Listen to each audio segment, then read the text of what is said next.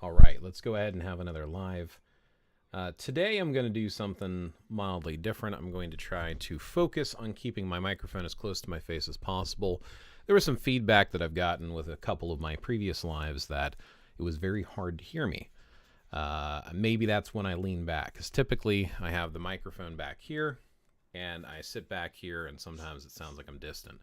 So I will try today at least to keep the microphone close to me when I'm talking. So those of you who have felt in the past that the microphone volume was kind of low, let me know if this works better for you, if you can hear and understand a little bit better. So today's topic, obviously this is an unplanned live, I didn't announce it in advance. It was kind of inspired, as many of my topics have been inspired lately are from conversations with other people. And I do have a TikTok channel that I've had for maybe 3 or 4 years.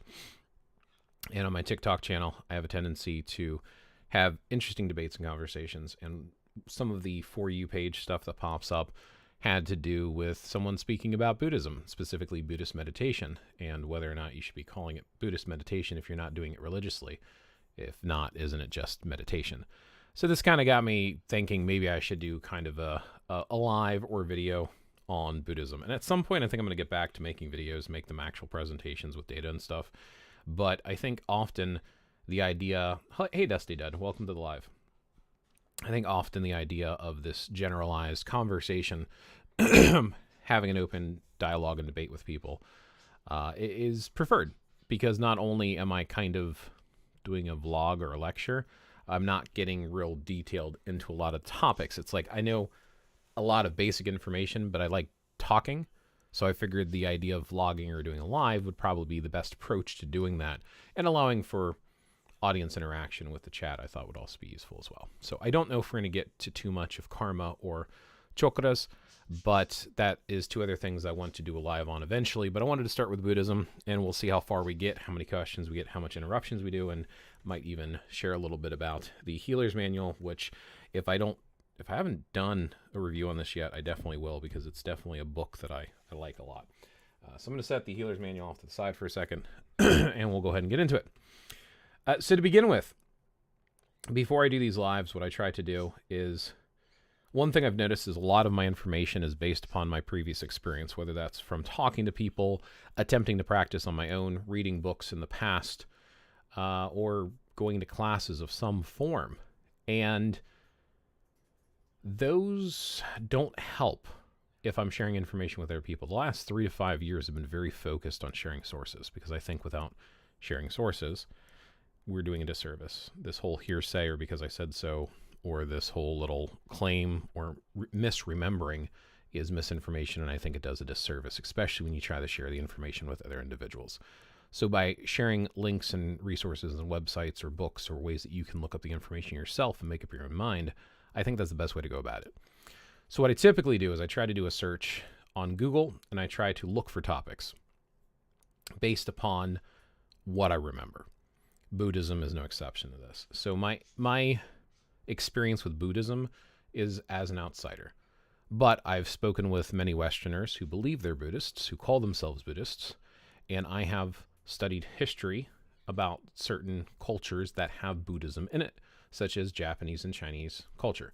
Why? Because I practice martial arts. I still practice martial arts. I love martial arts. And there are different sects of Buddhism within Japanese and Chinese culture, so I've done some research into them. But talking with some of my teachers, Shifu, Laoshi, and talking about what they interpret Buddhism to be, varies. Varies from person to person, which you'll typically get. And I think reviewing that, it's like I'm trying to remember some of the things that I remember hearing. So I look online and I try to Google the topics I remember discussing. And sometimes it's hard to find sites that match up with what I remember reading. I mean, I guess to a certain degree, it's almost like doing confirmation bias to a degree. But I'm trying to look and check things out beforehand, so I'm not just telling you my story and my experience from others telling me how they do Buddhism, but also giving you examples that you can follow up with on your own. So the examples that I look for are, of course, going to be related to things I remember learning about. So one of my, so let's talk about, first of all, Shifu and Laoshi, because you may or may not have heard these terms. Blaze, you said you're into Taoism. Did you ever get interested in the Taoist deities? Also, would Taoism be considered Chinese paganism?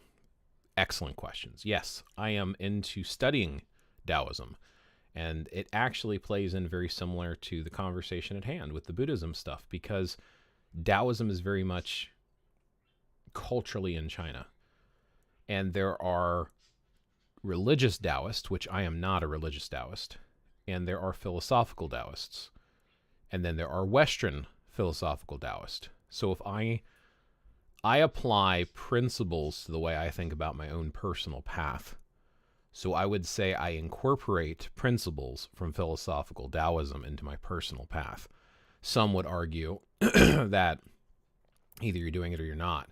And if you have that mindset, then I'm not a Taoist at all. But I have Taoist influence. I don't consider it necessarily to be Chinese paganism.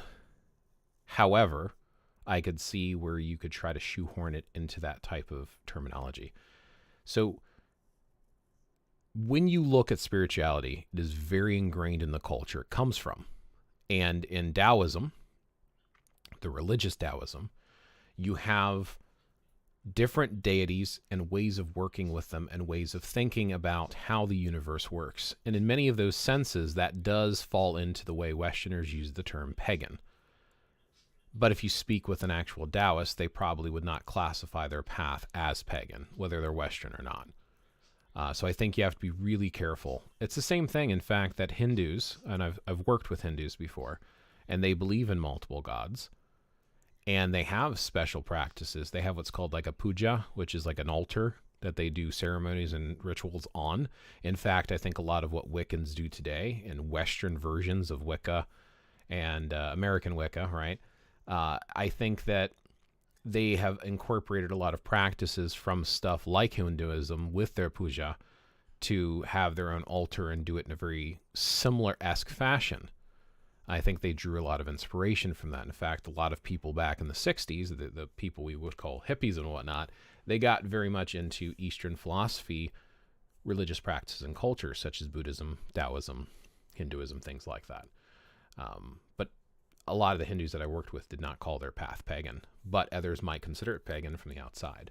And I think Taoism is very similar in that sense of Hinduism is sort of paganism, but not, just like Taoism is sort of paganism by not. So I think it just comes down to the practitioner. I do have a big interest in Taoism because of my study of Chinese martial arts. I've studied various forms of internal, what's called Neidan arts, which is like internal alchemy. And that has been done through Daiji Chuan, Xingyi Chuan, and Bakwa Chuan. And I've spoken with other individuals online, and there are some people who share my mindset when it comes to practicing martial arts and associating with spirituality, and I have others who think I am a complete lunatic who has no idea what he's talking about. In fact, I've got into debates and discussions on martial arts forums over it, and I eventually just like, this is just going to turn to a character assassination versus an actual in-depth discussion of the practicality of moves within a martial art or survival self-defense type setting. So I just walked away from those conversations. Yeah. So hopefully that answers your question. I have looked into some of the Taoist deities. In fact, I used to have, I don't know if I still have them. No, I used to have images that I would keep up, and I had this, do I have it on my computer still? Of where I had put up a couple deities that really spoke with me, and there was one Chinese Taoist deity. It was a goddess, but I didn't do a whole bunch of research into it. Not being part of the culture that's part of my own ethnic background, I had a tendency to gravitate more towards my Irish and Icelandic heritage when I was looking to ways of naming and interacting with deity, or forms of deity, or the divine, as I will sometimes say. I don't know if I still have this or not. If I do, it's going to be in this folder here. So give me 1 second. Pictures.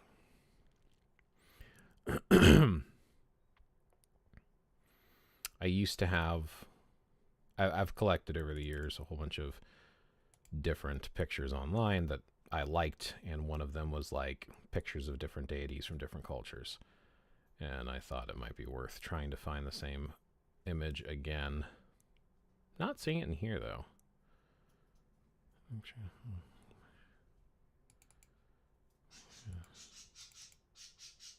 It's definitely not in there. Although that's not my general picture section. Maybe it's in my general picture section. Pictures. Oh yeah, look at all these categories here. It'd probably be called Gods and Goddesses if I still have the folder. Yeah, Gods and Goddesses, I still have it right here. Now, do I have the image that I printed out, though, with the different... I do. Here we go. So, her name was Kuan Yin. And I probably can find this same image of her standing on the dragon, riding it through the water.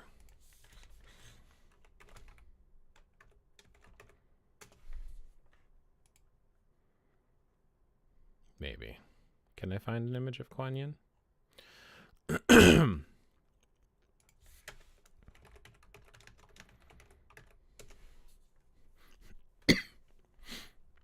Yeah, here it is. Now, interestingly enough, this actually says she's Guanyin, and it actually calls her a Buddhist. It's related to Buddhism. So I'm wondering, someone once asked, why is Guanyin riding a sea turtle? That's what I'm curious. She seen on a dragon. There are many images. This is interesting. I can still take the image, though. See, I could have sworn that Guanyin was, there's an image for you from, yeah, Image Shack. She should be able to see it. Oh, wait a minute. I don't even know what I'm thinking here. I can share this stuff. Here. There you go. Probably helps if I zoom in. That's Guanyin. And that's the image that I had printed out specifically. Kuanyin, Guanyin.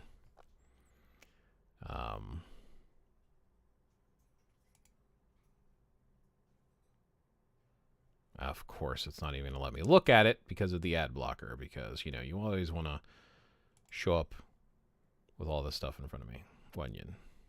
Yeah, in Chinese mythology, Guanyin is the goddess of mercy and considered to be the physical embodiment of compassion. She is an all-seeing, all-hearing being who is called upon by worshippers in times of uncertainty, despair, and fear.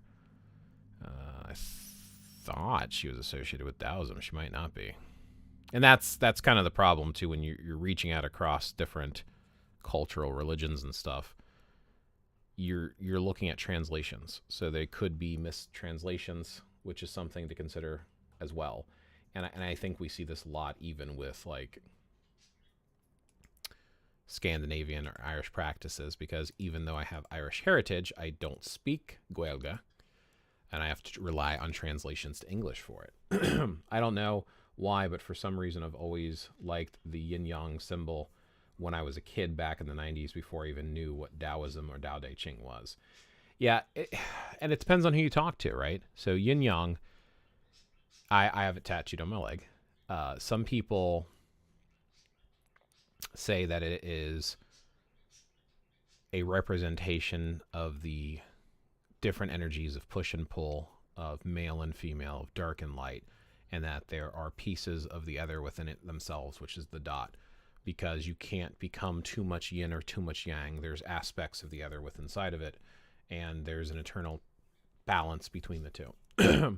But then I've actually spoken with actual Taoists, or at least they claim to be Taoists. They are of Chinese heritage. They do have heavy accents, and they said that it is not. It's actually related to time, and it's a representation of the year. It is not this whole positive and negative, push and pull, light and dark. So it depends on who you talk to, and I think that's the other thing that we need to think about when we start digging into these different types of practices and religions.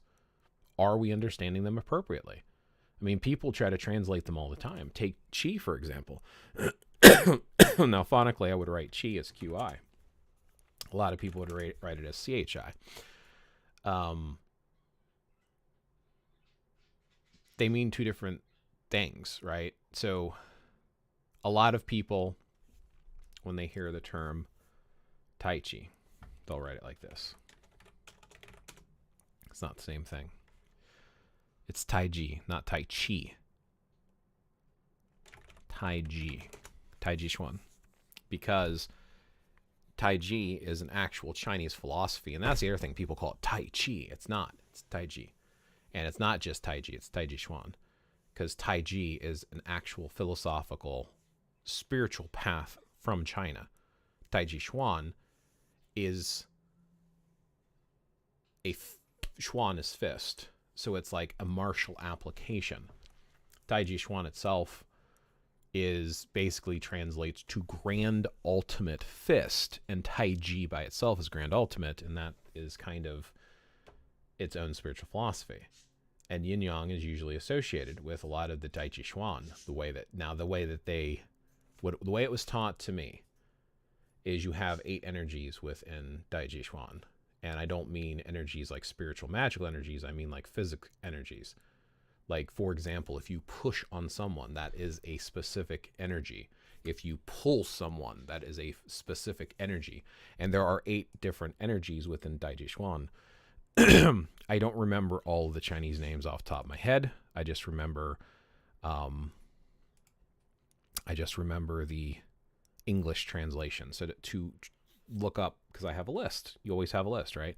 So you have what's called ward off, and the Chinese version of that is called peng. You have rollback, lu. You have press, gi.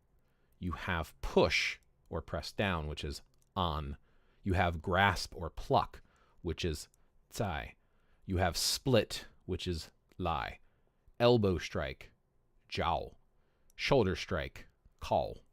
So each of these different directions have these physical movements within it, but the object, like that whole yin-yang symbol, is as one energy comes at you, you have a way to neutralize it and push it back against your opponent. This is where the martial application of Tai Chi Chuan comes into play. But as as Westerners, we have a tendency to look at it and think about it differently, even within the 3 energies. See, should have just made this a conversation about Taoism at this point, but I wanted to talk about Buddhism, so I don't want to go too far into Taoism. But if you're interested, I would love to talk about this because I've done a lot of research into it and I've trained in it.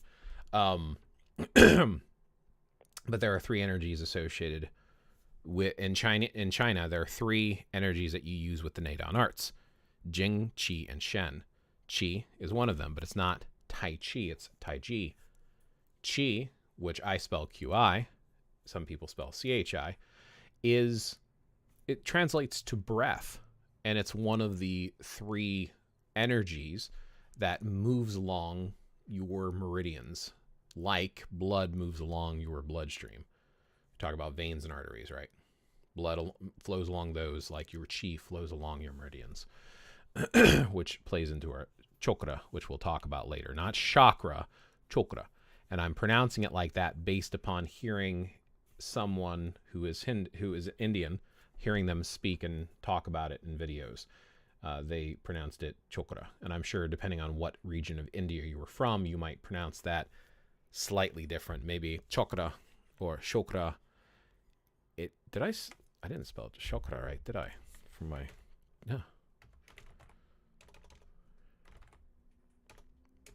No, I did not.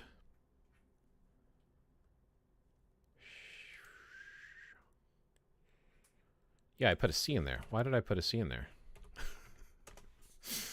Oh, fantastic. Yeah, we'll fix the name of the live real quick. So we'll pretend I didn't misspell it. I added a C in there for some reason. I'm like, wait a minute, that doesn't look right. That's not how you spell chakra. My bad. I didn't mean to change the topic. No, not at all, Dusty Dud. I actually like the idea of having this free flow conversation. But like I said, if you want, we'll make this the topic for next Saturday and we can dig into it a little bit further. But with the whole point of why I wanted to bring up Buddhism, it kind of applies to the same thing that we're talking about here with Tai Chi Chuan or Taoism. Talking about the way that different religions and spiritualities change. And the reason I brought it up too, I don't know why I'm having such problems with my throat right now. The reason I'm bringing it up is because of the conversation I was having around meditation. And my main point was how you learn or you're introduced to spirituality and how far you take it will differ and vary from person to person. The biggest question is whether or not you still use the name if you've changed it so much. Think about Christianity. There are different sects or denominations, if you will, of Christianity. Protestant, Catholic, etc. So if you learn something from Catholicism, but you're not a Catholic, do you still want to say, oh, this is a Catholic prayer versus just calling it a prayer? Like, if you adapt something, should you still say the original name? To a certain degree, I think it kind of makes sense to acknowledge where things come from, but I can also see why people would not necessarily want to use names, because then they're sort of misrepresenting. The comment was Buddhist meditation. It's like, are you really practicing Buddhist meditation? Are you just doing meditation? And I would argue that you're doing meditation in a Buddhist style, even if you're not doing it because you're practicing Buddhism. And depending on the person you ask, are they practicing Buddhism?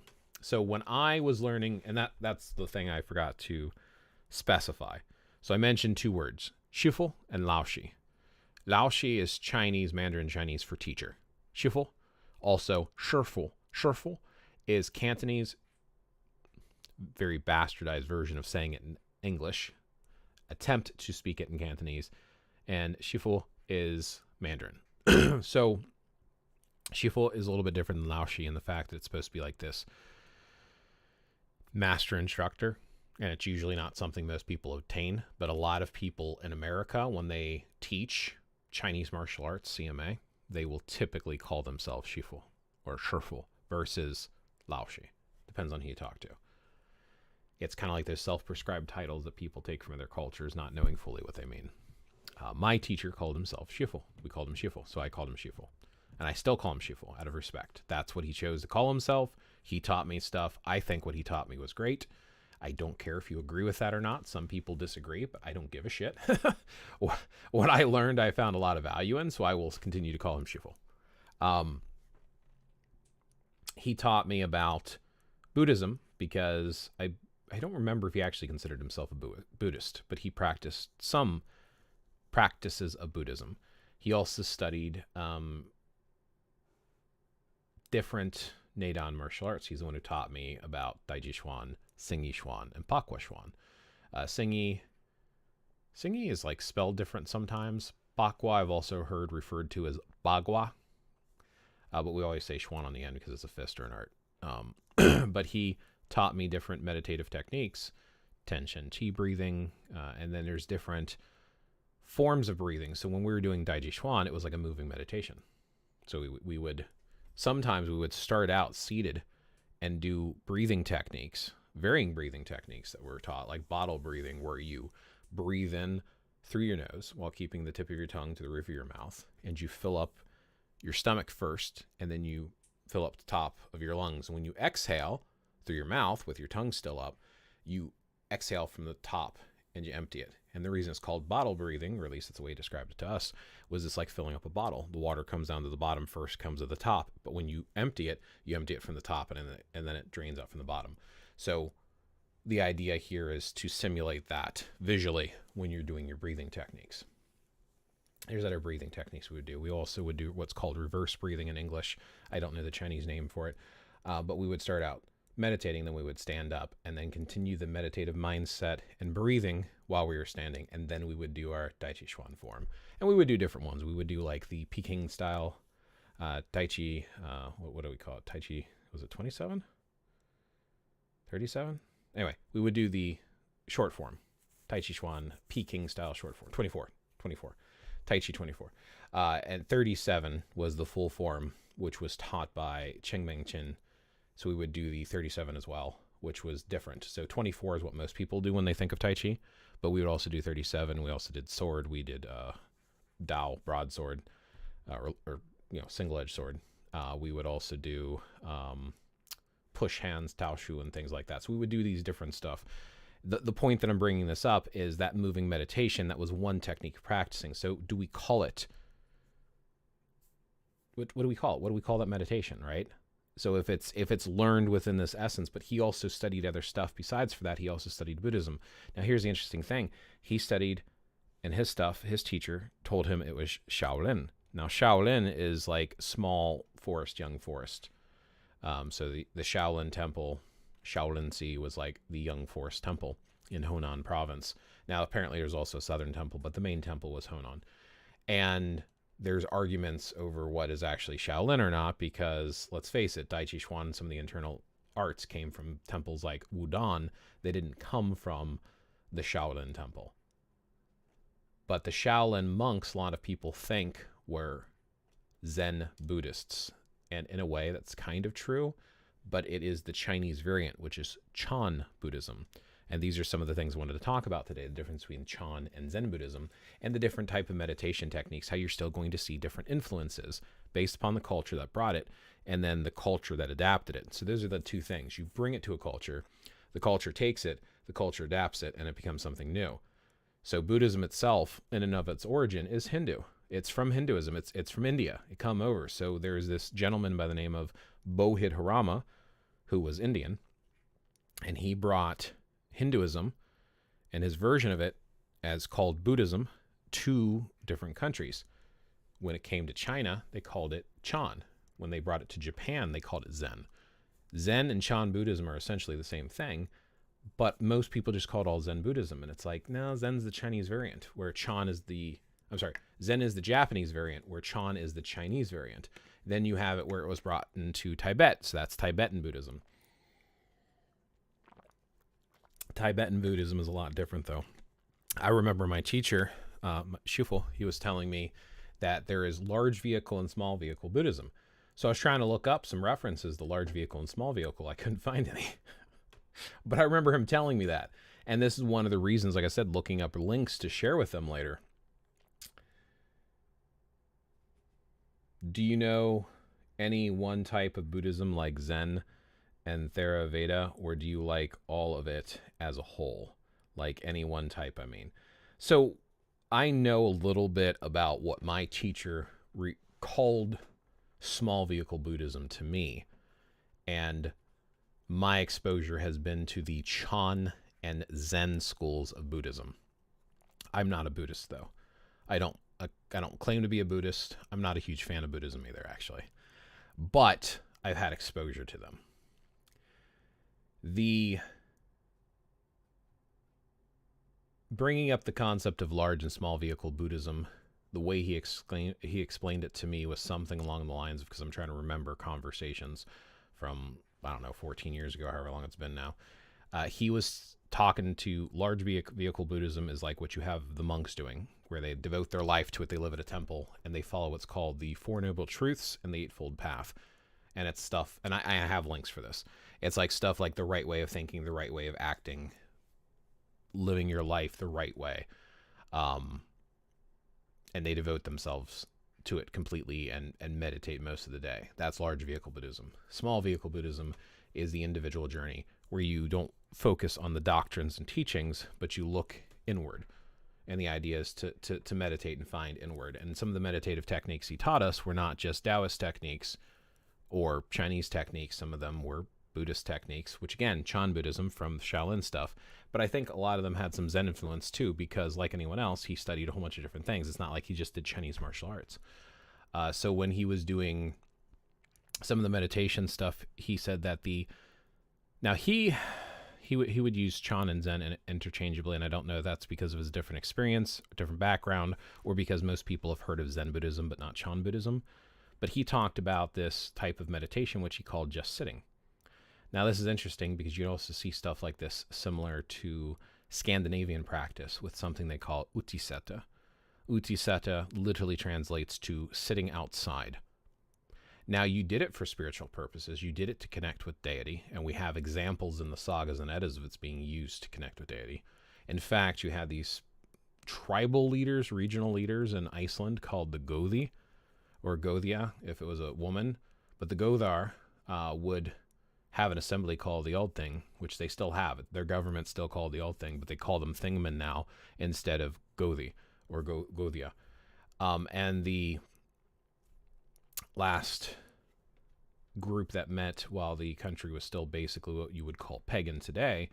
When they met, the head of the all thing went out and did utiseta, to speak with the gods, to know if they should convert to Christianity to prevent further bloodshed.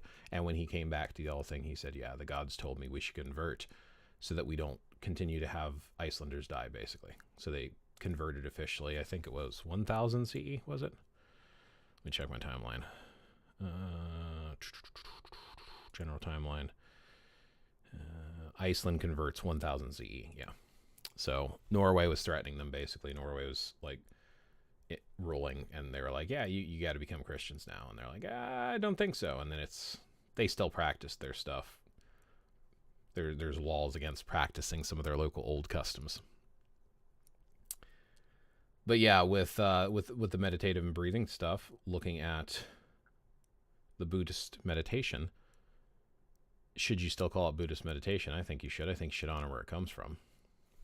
Let's talk about some of these sites that I pulled up, because I've got a few of these to talk about here. So I'm going to switch over here. I don't know why it's doing the fade thing, but I actually kind of like it. It's kind of a neat effect. We'll pretend I did it on purpose. This is, what is this? Encyclopedia of Buddhism.org. It's a wiki page, but it's Encyclopedia of Buddhism.org. So this talks about 3 vehicles. So when I try to look up large and small vehicle Buddhism, apparently there are 2 different sects or divisions of Buddhism here. And I don't know how to pronounce these. I believe it's like Mahayan and Vajrayana.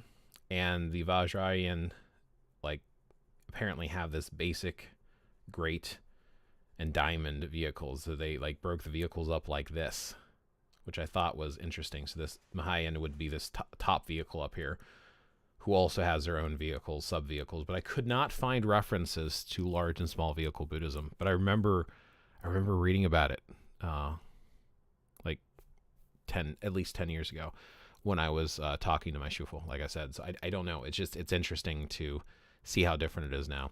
And this one right here was talking about that Mahayan one more time, and it talks about some of the origins of the term. So I will share some of these pages, as always, because I like to share references. But the way that I understand Buddhism from my training and introduction to stuff was the meditative stuff, mostly.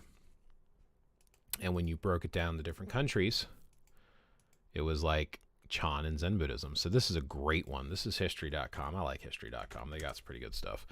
Kind of iffy on some of the religious stuff sometimes. I was going to pull up Britannica.com's stuff, but a lot of their things is blocked if you're not a member, so you can't read it anyway. But this breaks down some of the core beliefs and practices, the founding of Buddhism, types of Buddhism, right? So it has like all these different types. And see, it mentions Zen. It does not mention Chan. This is a common problem where they don't mention Chan Buddhism. And like I said, maybe it's kind of technically the same thing, but it's not. They talk about Dharma here, 4 Noble Truths. Oh, okay. 4 Noble Truths, right? So the truth of suffering, and the idea behind the truth of suffering is like life is suffering. We are here, we suffer. That's part of living through life. The truth of the cause of suffering, and that is by wanting, needing, and feeling like you don't have enough instead of focusing on what you are.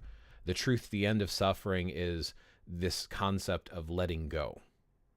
And then the truth of the path that frees us from suffering, which is realizing that all things simply are. They're not done to us or against us. So it's like the 4 Noble Truths are building ourselves out of the feeling for need and desire and putting ourselves in the moment and just living what is. In Taoism, they have this thing called the state of Pu, and it's the state of naturalness. And it's the idea that we don't need to enact on the world. We allow the world to naturally go on its own course. It's a similar concept. The Eightfold Path is this stuff where I was saying like the right this, the right that. So the right understanding, the right thought, the right speech, the right action, the right livelihood, right effort, right mindfulness, and right concentration. So this is their scriptures that teaches you how to obtain this, to being free from suffering, is by following the Eightfold Path. So this, the way it was introduced to me, was large vehicle Buddhism, whereas a small vehicle Buddhist might look at life differently. Buddha is not a person. Buddha is a state of being that you achieve Buddhahood by following this. And then some of the books, again, there's scriptures with it. This is the religious aspect. This within Buddhism, in order to become an actual religious Buddhist, there is doctrines and stuff. So a lot of people who like to call themselves Buddhist in the West have a tendency to take the philosophical approach to Buddhism and kind of ignore the rest, which is interesting, but it is what it is. So yeah, that history.com one, definitely check this out. This is fascinating reading. So I found this. Learn Religions is also another site that I like. I like WikiWand. I like Learn Religions. I like Britannica.com. And I like this site here, Learn Religions. It's not always perfect, and I don't always agree with what it says, but technically speaking, I don't have to always agree with what it says. Either way, it's still something to look at and consider. So this Zen 101, a brief introduction to Zen Buddhism. And you're like, wait, Blaze, I thought you were talking about Chan. They mention that here. It's when you look up Chan Buddhism, it is very hard to find stuff. So this is based upon Barbara O'Brien, and it has updated on May 24th, 2019, so a little bit of time ago. We've heard of Zen. You may even have had moments of Zen, instances of insight and feelings of connectiveness and understanding that seem to come out of nowhere. But what exactly is Zen? The scholarly answer to that question is that Zen is a school of Mahayana Buddhism that emerged in China about 15 centuries ago. In China, it is called Chan Buddhism. So even though we technically call it Zen, in China it's called Chan. Chan is the Chinese rendering of the Sanskrit word dhyana. I don't know how to pronounce it, which refers to a mind absorbed in meditation. Zen is the Japanese rendering of Chan. Zen is called whatever, so it's other stuff. My point is this. In any language, the name can be translated as meditation Buddhism. So this is where we start getting some differences when I'm talking large vehicle and small vehicle. This is the way that it was introduced to me by my shifu. He mentioned Chan. He also called Bodhidharma Dalmo. Actually, I probably should have put that up too. Dalmo and Buddhism. Probably should have pulled this up. Yeah, okay. So yeah, it has Bodhidharma right here as well. But Dalmo is the way that I was told he was called. Yeah, you can even see it here. It's on Wiki. But you said Bodhidharma was a semi-legendary Buddhist monk who lived during the 5th and 6th century CE. He is traditionally credited as the transmitter of Chan Buddhism to China. Right? I mean, that's the way it was introduced to me. Is Dalmo, T-A-M-O, is the name for Bodhidharma. Or Bohid, I don't know. That's how I'd pronounce his name. I think it was listed up here, wasn't it? I thought they listed his name. Maybe it's down further. Yeah, here it is. Bodhidharma. I was told he's called Dalmo. And I can get into that in maybe next week's video when we talk about Taoism and stuff. But he is associated with the changes that the Shaolin Temple did to start studying their Gong Fu, which Gong Fu or Kung Fu, it's pronounced Gong Fu. Gong Fu means hard work. Apparently there was a foreigner who came to the Chinese temple, Shaolin Temple in Hunan province, and saw them doing martial art techniques. And they were like, what are they doing? And they're saying they're working out, but they said they're doing Gong Fu. They're developing skill through hard work and exercise. So people associated the movements with the word Gong Fu. That's why a lot of people call it Kung Fu, even though it's you can have Gong Fu in art and music and any sort of thing that requires skill, hard work, and dedication to achieve. How's my sound? Like I said, I'm trying to talk close to the microphone so it's easier to hear me. But anyway, great site. Learn Religions. Check this out. But this is, again, you don't see Chan very often. You see everyone calling it Zen. But here it very clearly says Chan is the Chinese version and Zen is the Japanese version of Chan. It's the rendering of Chan. Because Chan, it came to China first before it came to Japan. So interesting and cool stuff to see. But again, I'm sorry, that's what I was talking about, is the calling it meditation Buddhism. So the idea here with how it was introduced to China, into Shaolin, and people who do martial arts. My Shifu? myself, is the idea is to learn this meditative technique. And you're meditating to achieve this awareness, this oneness, so to speak, to become aware. Just sitting, as my shifu would tell me. So that's a different way of practicing it than going with the Four Noble Truths and the Eightfold Path. Yeah, then the other two websites I have is about karma and chakras. So let me fade off here for a second before I start digging into karma and chakras, just to see if there's any questions or thoughts so far. And again, if you're seeing this after the live, if you have questions or thoughts or feedback, or if you yourself consider yourself a Buddhist, why or why not? And if you are a Buddhist, what type of Buddhist are you? Because I think that's the thing. People use the term Buddhist and they try to cover everything under one term, but people and their approach to spirituality and their personification of spirituality varies from person to person. Wow, I've been talking for 40 minutes, and this is what I meant by I'm not going to have enough time to get to karma.